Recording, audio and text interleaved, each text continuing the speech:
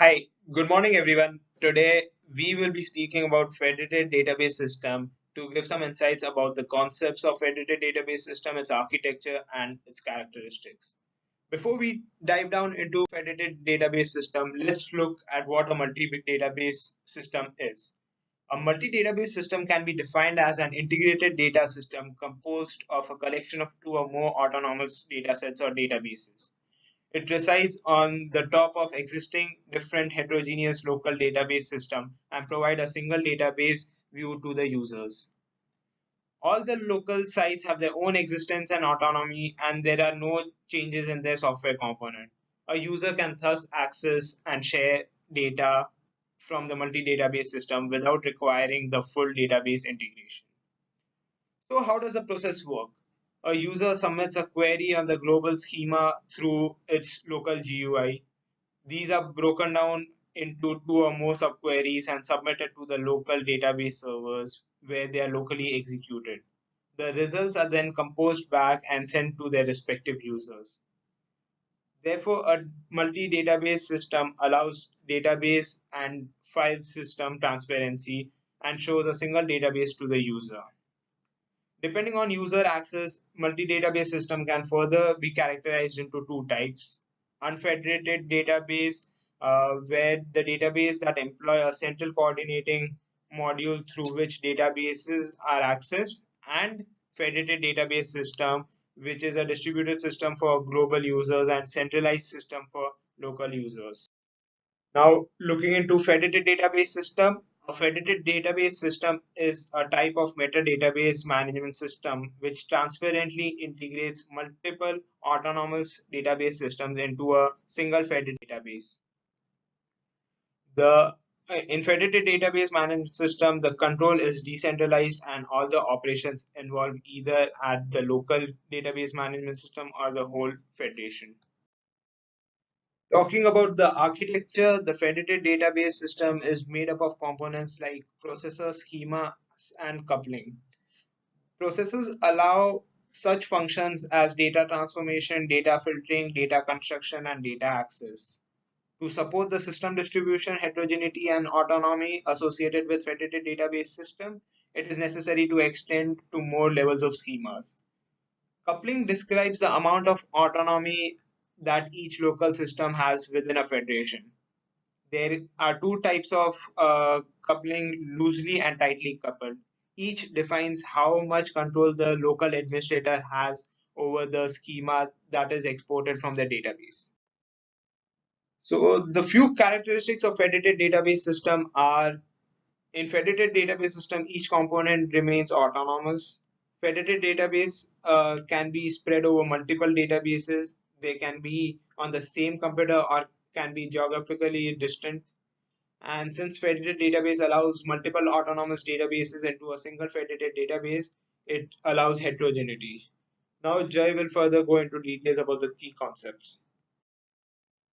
From this part, I will explain the key concepts that comprise the FDBS. There are three characteristics that make FDBS distinctive than other database systems. Autonomy is important characteristics of the FDBS that makes it unique. A component DBS participating in an FDBS may show several types of autonomy. A classification includes three types of autonomy: design, communication, and execution. Design autonomy refers to our ability to choose its design irrespective of data, query language, or conceptualization. Communication autonomy means the general operation of DBMS to communicate with other DBMS or not. Execution autonomy allows a component DBMS to control operations requested by local and external operations. As mentioned, FDBS provides different levels of autonomy for participating.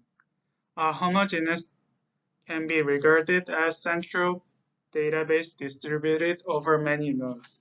By contrast, heterogeneous database where data originates from participating autonomous databases they are using different schemas. Regular and parallel databases are homogeneous. Regular involves designing schema from top-down fashion, and parallel provide automatic and transparent data placement without user intervention. Both federated database and multi-databases are heterogeneous. The main differences between them is how integration schemas are defined. Federated databases assume one global integration schema. If there are many different participating databases, it is difficult to define such a global integration schema. Last key concept of FDBS is transparency. Schema transparency means that the distributed DBMS decides completely on its own where to place data on different nodes. The database administrator has the impression of using the single database and specifies the logical schema without considering any distribution at all. With query transparency, the distribution of data is not reflected in user queries. Queries are transparently translated by the distributed query optimizer into queries and updates to the affected nodes, giving the user the impression of using a single database. Update transparency allows database updates to be specified without taking distribution into account. With naming transparency, users are provided with a single name for a distributed relation defined in terms of several internal relations stored on a separate nodes. So, the issue of making FDBS from different database systems is matching the heterogeneous schema. This is also can be said data integration problem. So, a common way out is called global as view. Through this, the global schema is defined in terms of underlying schemas. Even the global view simply rules together with the straightforward implementation of query answering. Global relations cannot model any information not represented in at least one source. To overcome the shortcoming of global as view, researchers came up with the LAV approach. While in GAV the global schema is described in terms of local schemas, LAV follows the opposite direction, expressing each local schema as a function of the global schema. LAV essentially corresponds to the source owner's view of the system by describing which data of global database are present in the source. LAV addresses many of GAV problems since source mapping do not refer to other sources in the system. Thank you.